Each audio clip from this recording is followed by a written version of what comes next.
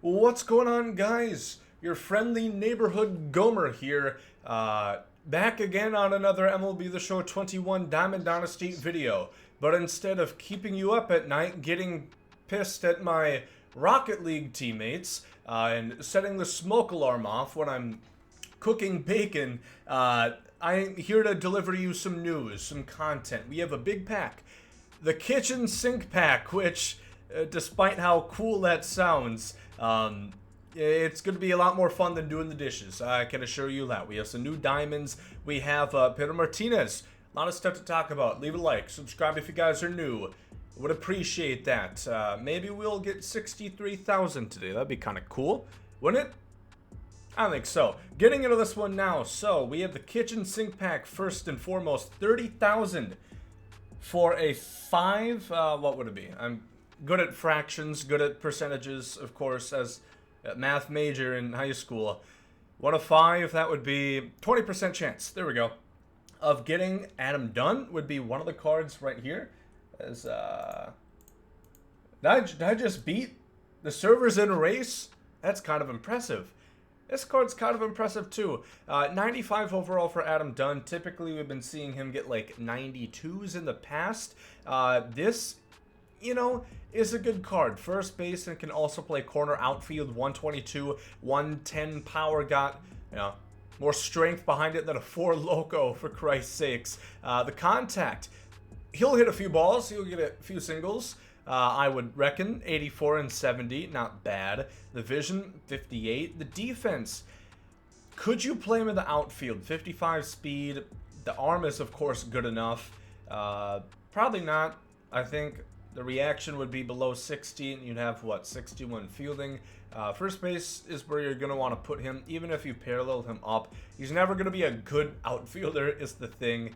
I was trying to think of the expression, but I don't know. It's a pretty decent card, I suppose.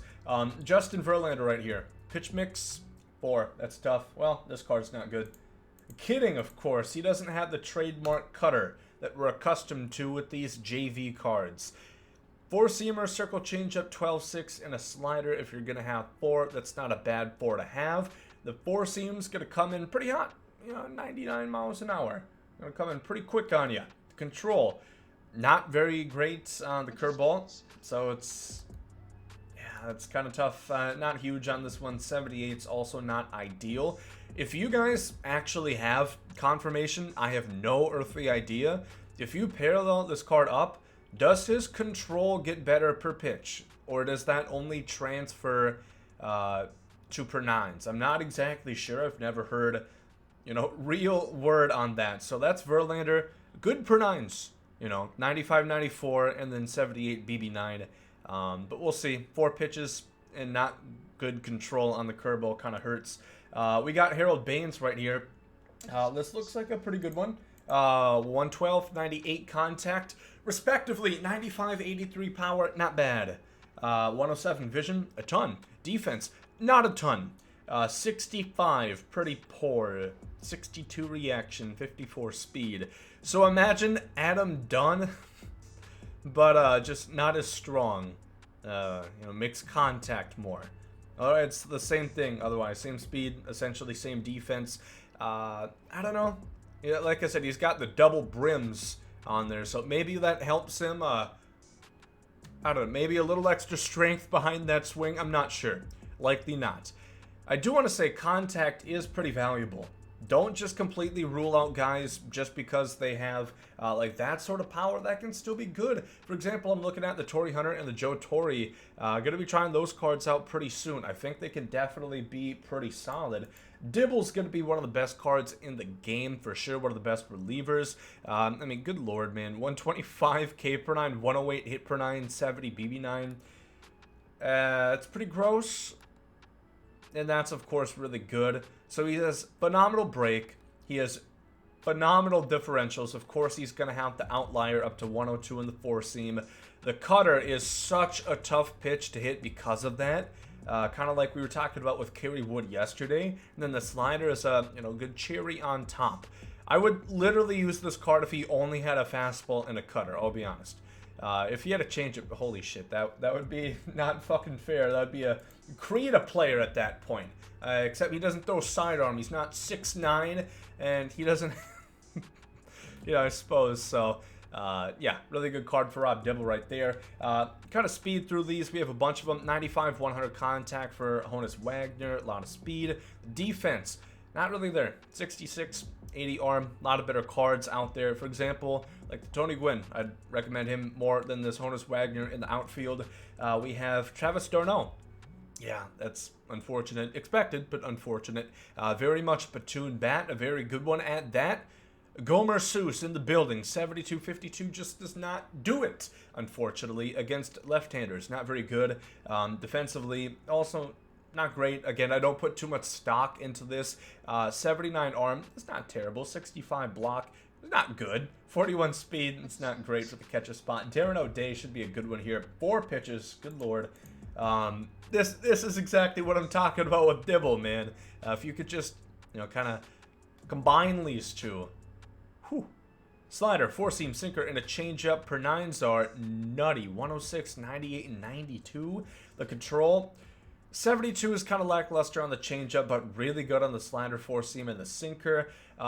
Biggest thing I can say is just overcompensate on your changeup, especially if you're using pinpoint, where you can, or I guess anything that uses par would be able to tell. A lot of break on these pitches as well.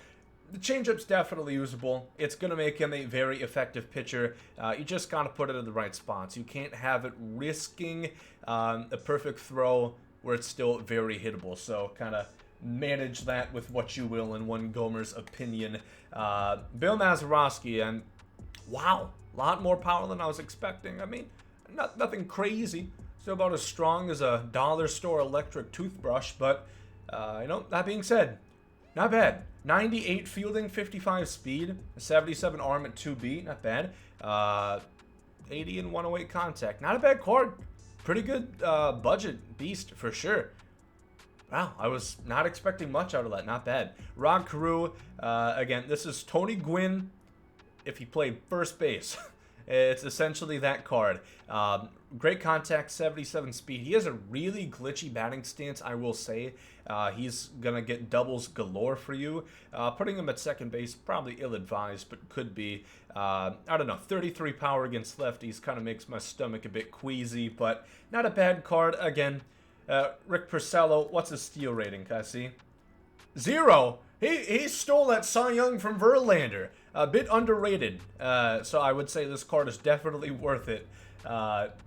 Jokes aside, 70k per 9's not great, but he's much more control guy. Yeah, a lot of control on him. 87 is his worst on his curveball. 99 on 3 pitches, essentially. Good break as well. This, I'm not going to say it's going to be a great card just because the per 9s are kind of low for the hit and K, so PCIs are going to be rather inflated, bloated, but it could be interesting. I don't toss them in an event game, something that doesn't really matter. Pedro Martinez here with the Expos. Of course, we're going to get a better card once he actually it gets us 99 for the Red Sox, 99 hit per 9, 95 K per 9, 70 BB 9. So that's down from his 88. 5 pitches, I believe those would be the same ones. No sinker on him, but really good differentials on the circle changeup, on the slider. I like that. Control, not good on the curveball. That's what it is. I don't like throwing curveballs anyway.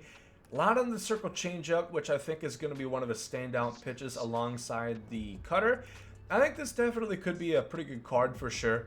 I was expecting a bit more, but obviously he's going to get a better card later on in the year. So not bad for Pedro Martinez. He's going for, 67k? It could be worth it. Not a bad card. Like I said, not bad. Thing with me is I have the team affinity done, so I just have so much shit to manage. I have a plethora of starters that I have to try out and see if they're any good. So I have to go through the gauntlet with them, and eventually we'll get to Pedro in the sort. Is there a schedule update? There is not, but just know we have the third inning program coming Friday.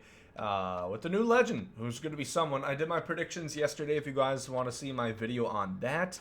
And if you missed the earlier video, we have the June Daily Moment program. Zach Britton being the top reward. Then the two keys for Evos are a 91 Gary Carter and an 89 Ozzie Smith that are as exciting as they sound. I think that's going to wrap it up for this one. Pretty decent content. I don't know, like the Dunn's pretty cool. Of course, the Dibble, the Darno Day, those cards are kind of the standouts, the two relievers. Verlander, not crazy about him. The Baines could be pretty all right. The Pedro, it's Pedro. You know, I'm going to get hard for Pedro Martinez. You know what it is. Leave a like if you guys enjoy, as always. Thank you all for watching. Hope you guys have a great day. There goes some Saudi.